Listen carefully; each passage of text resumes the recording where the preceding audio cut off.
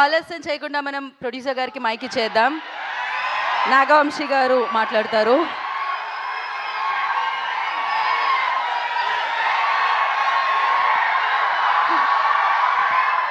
Generally హీరోలకి అభిమానులు ఉంటారు, నాగవంశీ గారికి కూడా అభిమానులు ఉంటారు అనమాట. I love this. లేదు యా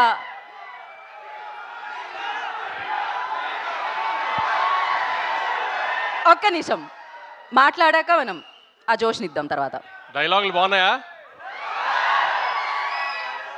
పంచులన్నీ పేలినాయా?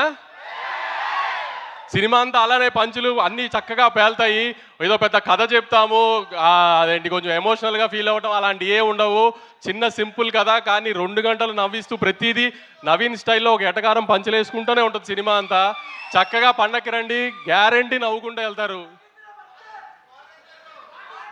వద్దు, కాలర్ లైట్ గురించి ఇప్పుడు ఎందుకు, కానీ అన్నీ మనం తర్వాత చూసుకుందాం, దానికి చాలా టైం ఉంది. కాలర్లు ఎత్తడాలు అవన్నీ మే నుంచి స్టార్ట్ చేద్దాం, ఇప్పుడేం వద్దులే. కానీ పంచులైతే ఏమి ఎక్కడా మీకేమి తగ్గింది అనిపించలేదు కదా ట్రైలర్లో. అదే తను చెప్పినట్టు ఇదంతా జస్ట్ 5-10%. సినిమాలో ప్రతి సీన్లో పంచ్ ఉంటుంది. లాస్ట్ పావుగంట తప్పితే సినిమా అంతా నవ్వుతూనే ఉంటారు. ఎట్టి పరిస్థితిలో నవీన్ అయితే డిసప్పాయింట్ చేయడు. తాను అన్నట్టు 1-2 సంవత్సరాల నుంచి ఒకటే కథ మీద కూర్చుని రాస్తూనే ఉన్నాడు. ఎంత ఫైన్ ట్యూన్ చేయగలిగాడు చేస్తూనే ఉన్నాడు.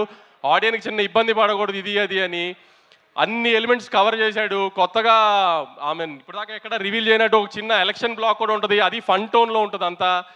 సో అన్ని పండక్కి ఒక సినిమాలో, పండగ సినిమాలో ఏమేమి కావాలనుకుంటారో గత ఇన్ని సంవత్సరాలుగా చూస్తున్నప్పుడు ఒక సోగ్గాడి చిన్న నుంచి కానీ, ఒక అలవై కొండపురంలో కానీ, ఒక సంక్రాంతి కోసంలో కానీ అలాంటి అన్ని ఎలిమెంట్స్ కలిపి ప్రాపర్గా ప్యాకేజ్ చేసాము. ఖచ్చితంగా మీరు డిసప్పాయింట్ అవ్వరు అనుకుంటున్నాను. అందరూ థియేటర్స్కి వచ్చి ఖచ్చితంగా సినిమా చూసి మనల్ని అందరినీ ఎక్కుతున్న వాళ్ళందరికీ సమాధానం చెప్తాం. ఈసారి కొంచెం గట్టిగా థియేటర్స్ రండి. Thank you so much Vamshi గారు.